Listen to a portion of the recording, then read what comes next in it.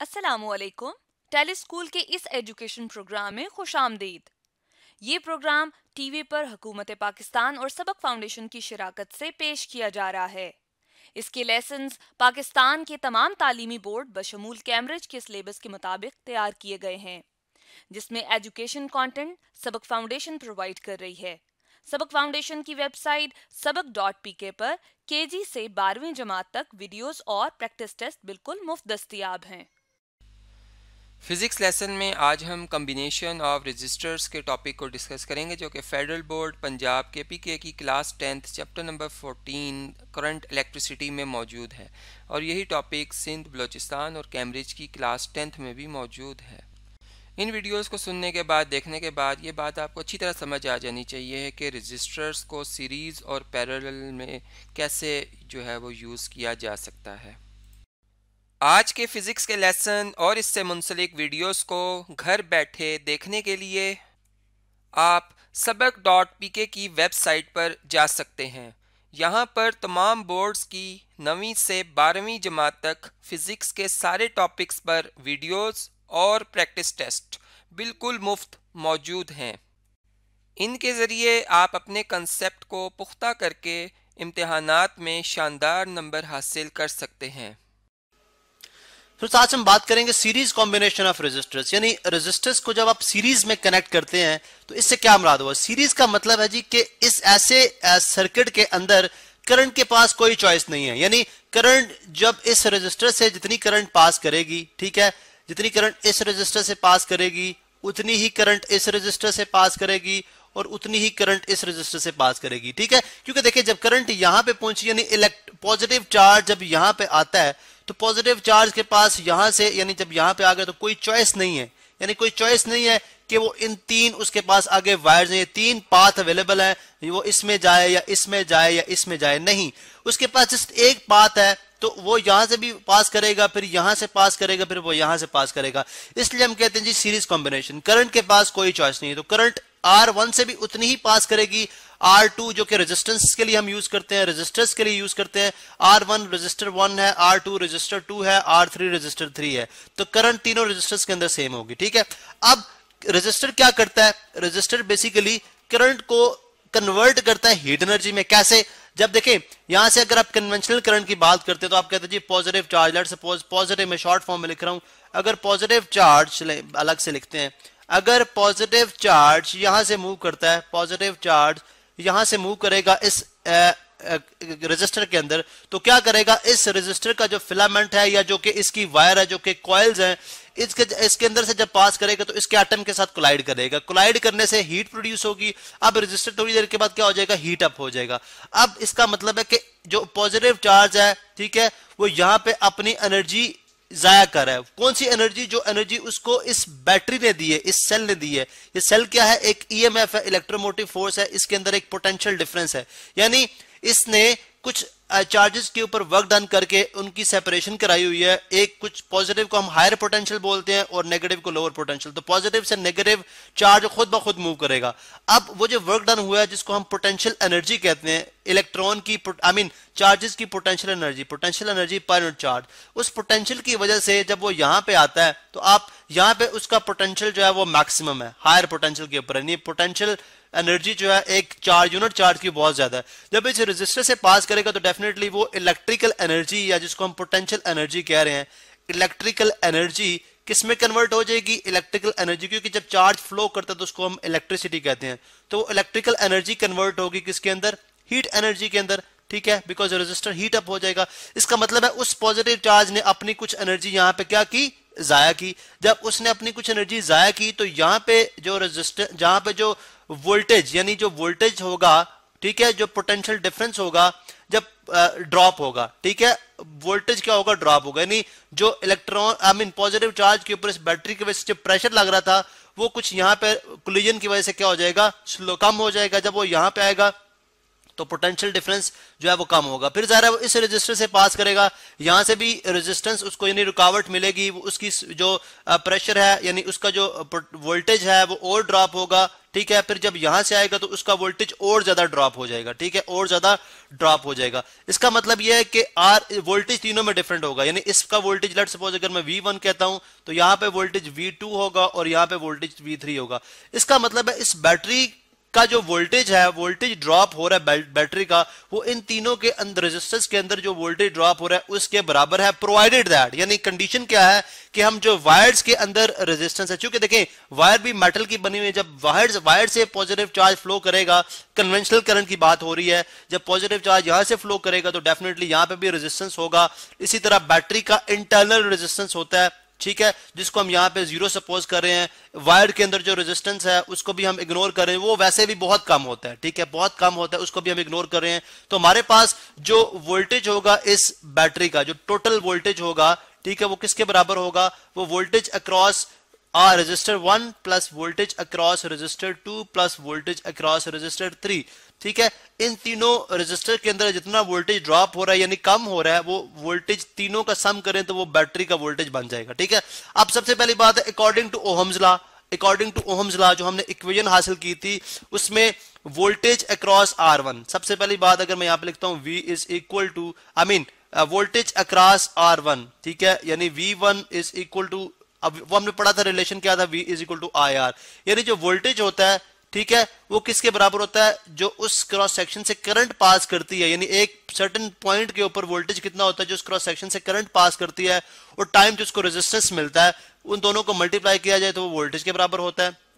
अब डेफिनेटली इस रेजिस्टर में से करंट भी पास करी है, डेफिनेटली करंट पास करी है, जितने इलेक्ट्रॉन यहाँ पे थे जितने पॉजिटिव चार्ज, चूंकि हम कन्वेंशनल करंट की बात करें तो फिर पॉजिटिव की बात करेंगे, जितना पॉजिटिव चार्ज यहाँ पे मौजूद था वो यहाँ पे भी आएगा, यहाँ पे भी आएगा, यहाँ पे भी आएगा, लेकिन उसके ऊपर पोटेंशियल यानी प्रेशर कम होता जाएगा, ठीक है, इस वजह से हम कह रहे हैं वोल्टेज ड्रॉप हो रहा है, ठीक है। अब देखें यहाँ पे हमें वोल्टेज V1 किसके इक्वल आ जाएगा, वो आ जाएगा जी V is equal to IR होता है, तो यहाँ पे V1 किसके इक्वल आ जाएगा, करंट तो सब में सेम है, तो V is equal to I1 मतलब I सेम है R1, ठीक है, यानी रेजिस्टर R से वोल्टेज हो जाएगा V1 is equal to IR1। इसी तरह रेजिस्टर 2 में वोल्टेज कितना हो जाएगा, I सेम है, करंट तो उतना ही है, लेकिन रेजिस्टर जो है दूसरा वो डिफरेंट है। इसी तरह V3 के अंदर वोल्टेज कितना हो जाएगा, V3 के अंदर वोल्टेज हो जाएगा हमारे पास I करंट उतना ही है, जबकि रेजिस्टर उसका रेजिस्टेंस उसका कितना है R3, ठीक है। R1, R2, R3 ये तीन रेजिस्टेंसेस हैं मुख्तलिफ रेजिस्टेंस के अंदर। तो अब अगर आप देखें इन तीनों की वैल्यू रिप्लेस कर दें, V1 की वैल्यू यहाँ पे डाल दें, V2 की वैल्यू डाल दें और V3 की वैल्यू डाल दें, तो ये इक्वेशन हमारे पास किस तरह से बन जाती है, यानी ये रिलेशन हमारे पास कुछ इस तरह से आ जाएगा। यहाँ पे आप देख सकते हैं जी कि यानी इसमें इंसर्ट कर दें V इज इक्वल टू आ जाएगा, बल्कि थोड़ा सा ऊपर लिखते हैं, V इज इक्वल टू आ जाएगा IR1, यानी देखें V1 की जगह IR1 लिख दिया, IR1, ठीक है। V2 की जगह ये V2 की वैल्यू है which is equal to IR2 IR2, ठीक है। इस तरह V3 की जगह मैं लिख सकता हूं IR3, V3 की जगह मैं लिख सकता हूं IR3, ठीक है। अब फर्ज करें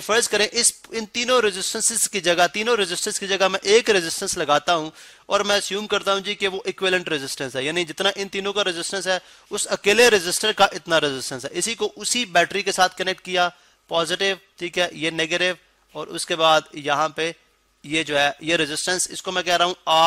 REQ, यानी R इक्विवेलेंट या R इफेक्टिव। ये इफेक्टिव रेजिस्टेंस जो है बेसिकली कितना, यानी जो एक्चुअल रेजिस्टेंस इस पूरे सर्किट का है, ठीक है, प्रोवाइडेड दैट के वायर का रेजिस्टेंस इग्नोर किया जाए और बैटरी का रेजिस्टेंस इग्नोर किया जाए, तो फिर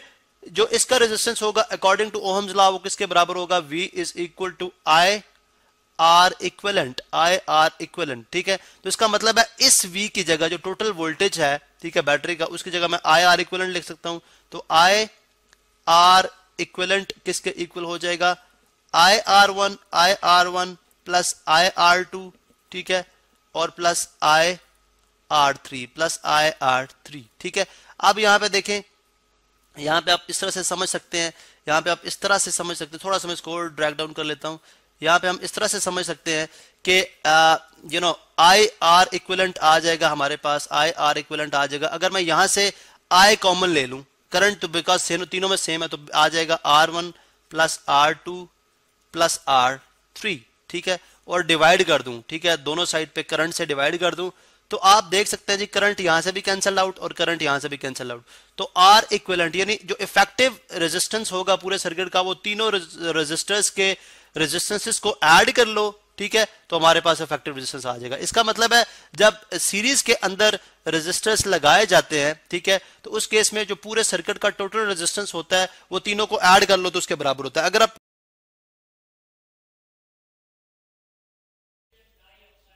तो आज हम बात करेंगे पैरेलल कॉम्बिनेशन ऑफ रेजिस्टर्स, यानी रेजिस्टर्स को पैरेलल में कैसे लगाया जाता है। रेजिस्टर बेसिकली एक ऐसा डिवाइस है जो कि करंट के फ्लो को रोकता है, करंट के फ्लो को स्टॉप करता है। अब इस सर्किट में अगर आप देखें तो एक रेजिस्टर ये लगा हुआ है, ठीक है, R1 है ये और ये R2, दो रेजिस्टर्स हमने कनेक्ट किए हुए हैं, ठीक है, और उसके बाद अगर आप देखें तो एक बैटरी है जो कि इनको वोल्टेज दे रही है, यानी पॉजिटिव चार्ज को फ्लो कराएगी। अगर आप कन्वेंशनल करंट की बात करते हैं, जैसे हमने डायरेक्शन शो भी की हुई है, तो कन्वेंशनल करंट पॉजिटिव चार्ज यहां से पॉइंट ए से हायर पोटेंशियल से मूव करेगा और लोअर पोटेंशियल की तरफ आएगा, ठीक है। तो अब ये बेसिकली एक हमारे पास सर्किट है, आई मीन एक सर्किट हमने बनाया हुआ। अब ये जो कॉम्बिनेशन हम दिखा रहे हैं रेजिस्टेंस का, ये पैरेलल में है। अब पैरेलल का मतलब क्या है? पैरेलल का मतलब है कि करंट के पास चॉइस है, करंट के पास यहां से जब करंट यहां पे पहुंचता है, देखिए आई है जो है आप जानते हैं आई करंट के लिए हम करंट का सिंबल है आई, ठीक है, और इसी तरह ये ए और दो बी, ए बी हमने दो पॉइंट्स लिए हैं। यहाँ पे I1 और I2 करंट जो R1 से पास करेगी, रेजिस्टर 1 से जो करंट पास करेगी वो I1 है, करंट फ्लो ऑफ इलेक्ट्रॉन्स है, और जो R2 से पास कर रही है वो I2 है, ठीक है। अब पॉजिटिव टर्मिनल आपने जो है वो पॉजिटिव एंड के साथ कनेक्ट कर दिया रेजिस्टर के, और जो नेगेटिव टर्मिनल है बैटरी का वो आपने रेजिस्टर के दोनों रेजिस्टर के नेगेटिव एंड के साथ कनेक्ट कर दिया, ठीक है। अब अगर आप देखें तो यहाँ पे हमें जो बात समझ आ रही है वो ये है जी कि जब करंट यहाँ पे पहुंचती है, ठीक है, तो करंट इधर से भी पास करेगी और करंट इधर से भी पास करेगी, यानी इस केस में पैरेलल के केस में करंट के पास क्या है? चॉइस। अब इस चॉइस की वजह से ही हम कह रहे हैं पैरेलल कॉम्बिनेशन। जबकि सीरीज में हमने देखा था कि करंट जो है, फॉर एग्जांपल ये करंट आ रही है तो ये ए रेजिस्टर, ये रेजिस्टर का सिंबल है, ठीक है, ये रेजिस्टर है, इसी तरह फिर ये दूसरा रेजिस्टर है, ठीक है। अब देखें इस केस में ये फॉर एग्जांपल ये R1 है, ये R2 है, तो करंट के पास चॉइस नहीं है, करंट ने इसी इधर से ही पास करना है, इधर से ही पास करना है, पहले रजिस्टर 1 से पास करेगी और फिर रजिस्टर 2 से पास करेगी। लेकिन यहां पे करंट के पास चॉइस आ चुकी है। अगर हम इसकी एनालॉजी बनाना चाह रहे हैं, एनालॉजी तो हम ऐसे बना सकते हैं, फर्ज करें एक वाटर पाइप है, फॉर एग्जांपल ये एक वाटर पाइप है, ठीक है, और ये वाटर पाइप, अब ये पानी जो है वो इधर भी जा रहा है, ठीक है, और ये पानी जो है वो इधर भी जा रहा है, ठीक है। अब अगर आप देखें फॉर एग्जांपल रेजिस्टर के सेंस में हम क्या बात कर सकते हैं, ये अगर आप देखें, ठीक है, यानी रेजिस्टर के सेंस में हम क्या बात कर सकते हैं कि फर्ज कर रेजिस्टर एक रुकावट है, फॉर एग्जांपल यहाँ पे आपने रेजिस्टर रख दिया, पानी यानी यहाँ पे आपने एक रुकावट रख दी, यहाँ पे आपने एक रुकावट रख दी, तो डेफिनेटली क्या होगा, जब वाटर मॉलिक्यूल्स यहाँ से यहाँ तक वाटर मॉलिक्यूल्स के पास जो प्रेशर था वो एक जैसा था। अब यहाँ से वाटर मॉलिक्यूल का प्रेशर जो है वो एक जैसा ही, मतलब एक प्रेशर के साथ ही दोनों साइड्स पे जो है वो आपका वाटर मॉलिक्यूल्स ट्रेवल करेंगे। लेकिन अब वाटर मॉलिक्यूल जो है वो बेसिकली जितने यहां पे थे, देखें ये वाटर मॉलिक्यूल्स हैं, ठीक है, मैं वाटर के लिए W लिखूंगा, ठीक है, वाटर मॉलिक्यूल्स, बल्कि वाटर के लिए हम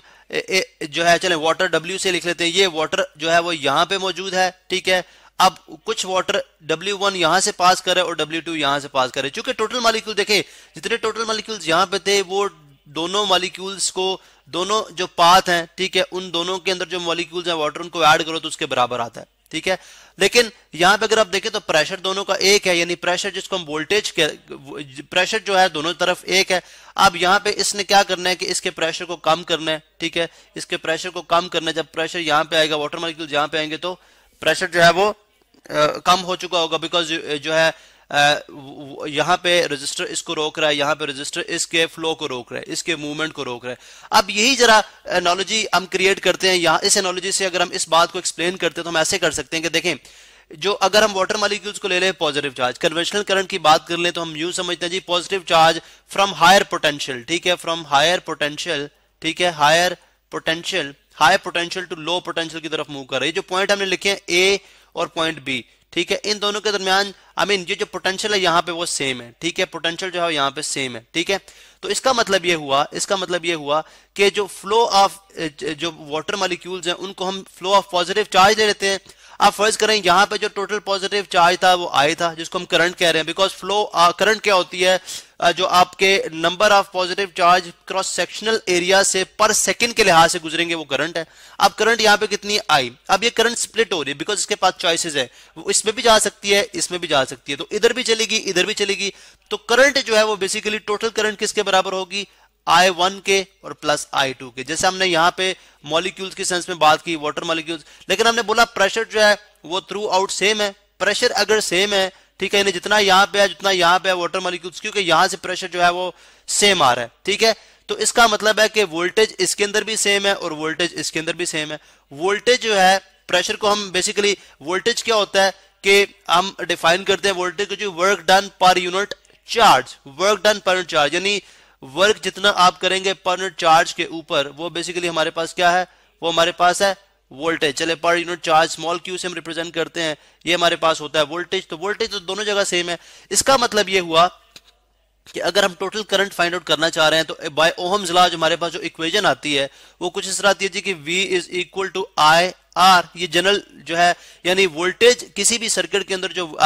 अगर आप कंडक्टर्स की, मेटालिक कंडक्टर्स की बात कर रहे हैं, तो जो आपका ओहम लॉ हमें बताता है कि जो वोल्टेज होगा, बैटरी जितनी आप हैवी इस्तेमाल करेंगे वो किसके बराबर होगी, जितना उसमें से करंट पास करेगा और जितना वो टोटल रेजिस्टेंस शो करेगी, यानी जितना इलेक्ट्रॉन्स को रोकेगी और टाइम जितने इलेक्ट्रॉन फ्लो कर जाएंगे, इन दोनों के प्रोडक्ट के बराबर होता है वोल्टेज। अब यहां से अगर आप करंट को सेपरेट कर लें तो आप क्या करें, जो है आर को दोनों तरफ डिवाइड कर दे, इधर भी आर डिवाइड करे इधर भी आर, तो आर आर से कैंसिल आउट हो जाएगा। तो आई करंट हमारे पास आ जाएगी किसके इक्वल, V ओवर आर के इक्वल, ठीक है, V ओवर आर के इक्वल। अब इसका मतलब है कि I1 के अंदर, यानी ये करंट कितनी है, I1 करंट कितनी है, I1 करंट है जी I1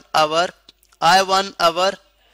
R, बिकॉज देखें हमने V ओवर R1 आ जाएगी, ठीक है, V over R, because voltage तो सेम रहता है, वोल्टेज सेम है और किसके इक्वल आ गया, R1 के इक्वल। बिकॉज देखें I1 जो है वो किसके इक्वल आ जाएगा, V, वोल्टेज तो R1 में सेम है और R1 क्योंकि रेजिस्टर R में से पार कर रहा है, ठीक है। इसी तरह I2 कितना होगा, डेफिनेटली V, वोल्टेज तो उसमें सेम है लेकिन रेजिस्टेंस कितना है, R2, ठीक है, रेजिस्टेंस कितना है, R2। R हम रेजिस्टेंस में लेते हैं, रेजिस्टेंस को हम ओहम में मेजर करते हैं, आप जानते हैं, ठीक है, इस पे हम ऑलरेडी एक्सप्लेन कर चुके हैं इसको। अब इसका मतलब है कि यहाँ पे हमारे पास जो टोटल करंट है वो किसके इक्वल आ रही है, I1 प्लस I2 के बराबर आ रही है, I1 प्लस I2 के बराबर आ रही है। अब लिहाजा हम यहां से क्या करते हैं, सॉरी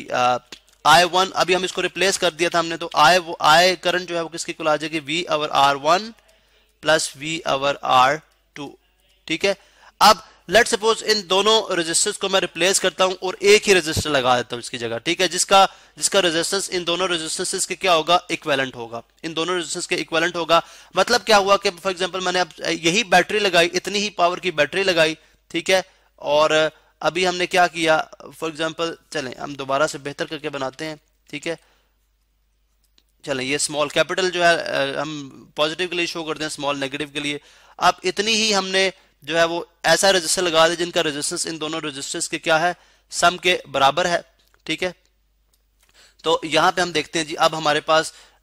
इस रेजिस्टर्स का, ये देखें ये जो रेजिस्टर है, ठीक है, ये है लेट्स सपोज आर इक्विवेलेंट, ये रेजिस्टर किसके बराबर है, आर इक्विवेलेंट के बराबर है। अब अगर ये आर इक्विवेलेंट के बराबर है तो इसका मतलब ये हुआ कि यहां से करंट कितना पास करेगा, डेफिनेटली आई करंट पास कर रहा है, तो आई जो है वो अकॉर्डिंग टू ओहम्स लॉ किसके इक्वल हो जाएगा, I R V over R equivalent के बराबर हो जाएगा। क्योंकि देखिए अब आर इक्विवेलेंट जो टोटल रेजिस्टेंस है, जो कि इफेक्टिव रेजिस्टेंस है दोनों के, ठीक है, दोनों का जो इफेक्टिव रेजिस्टेंस है, जो कि एक्चुअली रेजिस्टेंस पूरे सर्किट में आ रहा है, वो कितना है, I is equal to V over R equivalent. तो यहाँ पे अगर हम इसकी वैल्यू रिप्लेस करें I की, तो आ जाएगा V over R equivalent, V over R equivalent is equal to V over R1 plus V over R2, ठीक है। अब हम क्या करते हैं, अब हम करते हैं कि हम इन दोनों को क्या करेंगे, सॉल्व करेंगे, ठीक है। इसको सॉल्व करते हैं तो हमारे पास ये बन जाएगा V ओवर R इक्विवेलेंट जो है वो यहां से V कॉमन लिया जा सकता है, तो ये आ जाएगा 1 over R1 plus 1 over R2, ठीक है, 1 over R1 plus 1 over R2, V से कैंसिल आउट हो जाएगा, तो R इक्विवेलेंट हमारे पास किसके इक्वल आ जाएगा, R इक्विवेलेंट हमारे पास आ जाएगा इक्वल,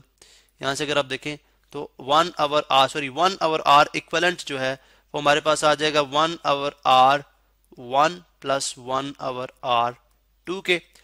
ठीक है। इसका मतलब ये हुआ कि अगर आप पैरेलल कॉम्बिनेशन के अंदर जो टोटल रेजिस्टेंस फाइंड आउट करना चाह रहे हैं तो 1 ओवर आर इक्विवेलेंट करके करेंगे आप, ठीक है। वो किसके इक्वल होगा, दोनों रेजिस्टेंसेस के रेसिप्रोकल्स के sum, reciprocal 1 over R1 plus 1 over R2। अब ऐसा नहीं कर सकते आप, ये आप बिल्कुल नहीं कर सकते आप बोले जी R को ऊपर ले जाएं और ये R भी ऊपर चला जाएगा तो ये R भी ऊपर चला जाएगा, जो कि मैथमेटिकली इनकरेक्ट है, मैथमेटिकली रॉन्ग है, ठीक है।